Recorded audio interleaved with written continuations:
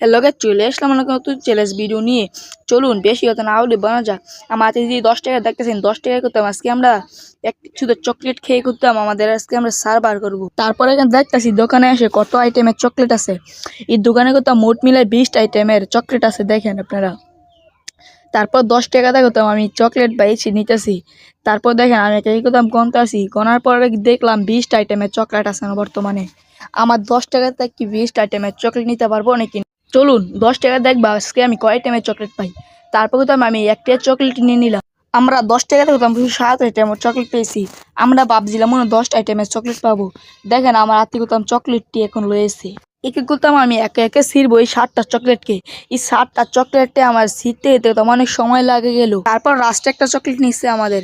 এই চকলেটগুলো করতাম ছিঁড়তে ছিঁড়তে একদম আমার হাত পুরো ব্যথা হয়ে গেল, যেটা আপনাদের বলাতে বোঝাতে পারবো না। এই ভিডিওটি তো আমার বাড়াতে পারবো না। ভিডিওটি তো আমি এই পর্যন্ত। এই ভিডিও যদি ভালো লাগে থাকে সবাই লাইক এবং সাবস্ক্রাইব করে দিয়ে যাবেন। আমার চ্যানেল সুন্দর ভিডিও পার্ট 2 ভিডিও করবেন।